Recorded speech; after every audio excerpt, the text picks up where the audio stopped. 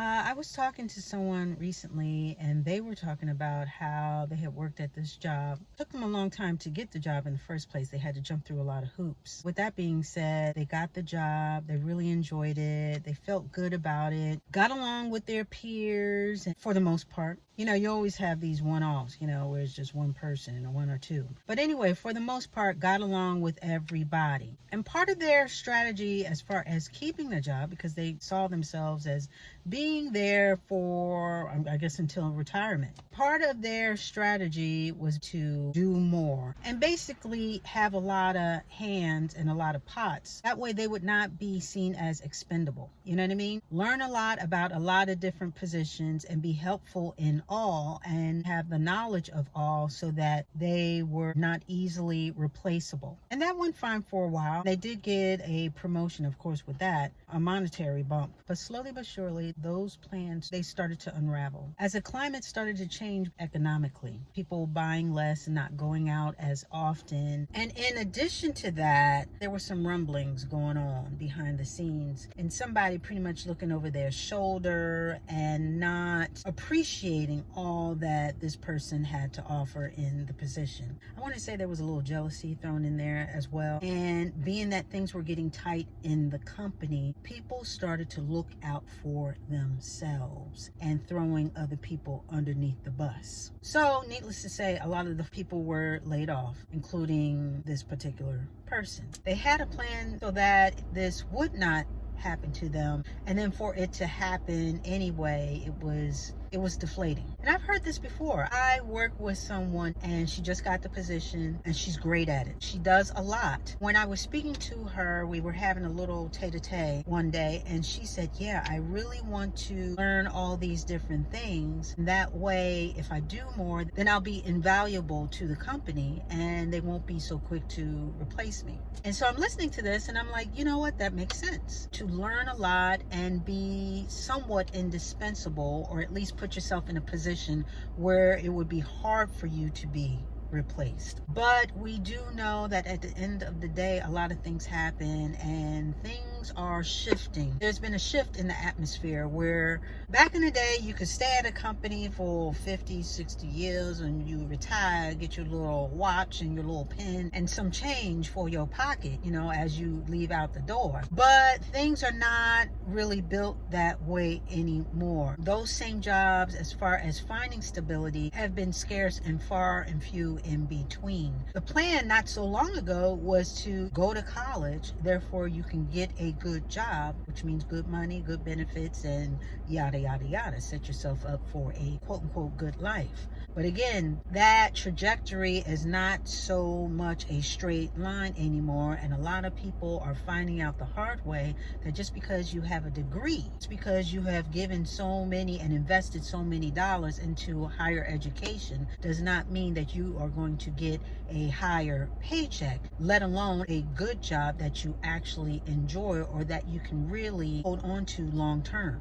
And this has brought about a certain type of fatigue, and we talked about quiet quitting. Now there's a thing called loud quitting and all this other stuff, but the whole environment has changed. Now to stir the pot even more, there's talk of AI, AI coming in, and not just in, just your phones and your television and your refrigerator talking to you and knowing, how you feel and what your temperature is and all that other stuff, but also as far as in the workplace and basically taking over jobs that were basically entry level, where just about anybody could get in. So there's a lot of uncertainty out there right now. There's a lot of topsy-turvy situations going on, and people are still trying to figure out the cheat code to not become expendable. I mean, a lot of us are looking for guarantees, but we know that in life there are no real guarantees. And even though you may be in a position right now where things are going well, things can always change. So what do you do? And we talked about this a little bit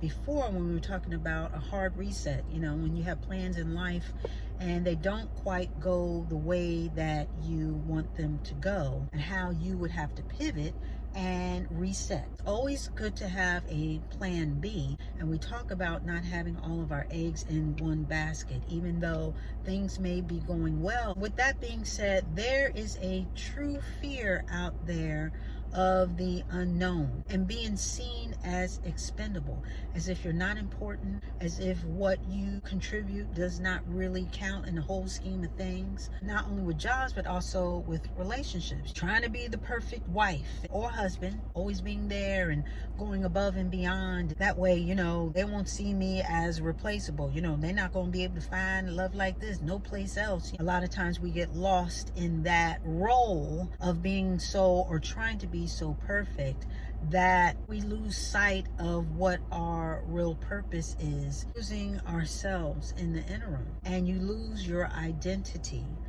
if that falls apart. Nobody likes that feeling of not feeling appreciated or valued. And there will come times where you feel like you are expendable. But with that being said, I will say that, again, everything happens for a reason. And just like with the person that I spoke about earlier, who worked the job, thought everything was going to be great, and they were let go. This is a season of stepping into new things. This is a season of seeing your life in a different way and not getting caught up into rigid thinking. If you were to shift your thinking and say, you know what?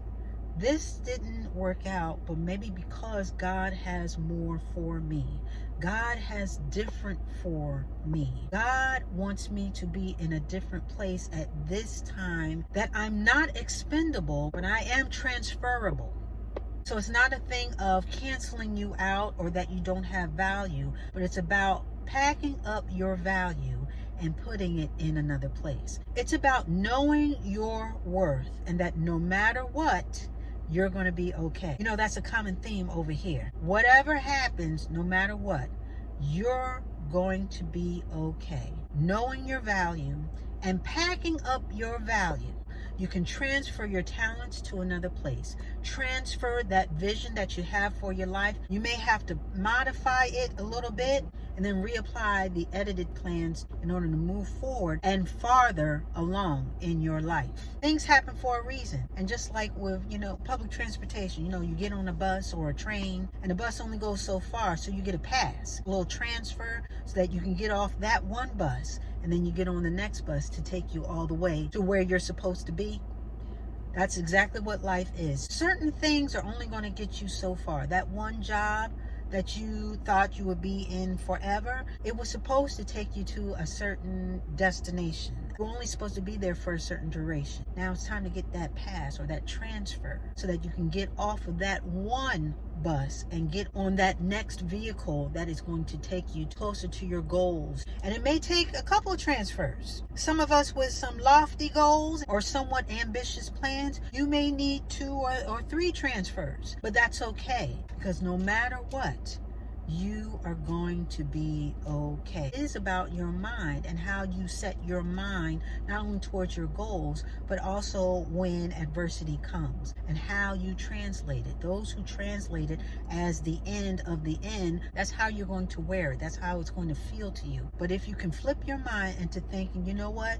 I am ready for the new. This is not the last stop. I need to transfer. And though they may have replaced me, I am not expendable. I can take all of my value and put it elsewhere where it is appreciated, where it can grow. Same thing with relationships. Take your value and transfer it to another situation, another relationship. Because when you know your value, you can't be shortchanged. And you know that at the end of the day, you are not expendable.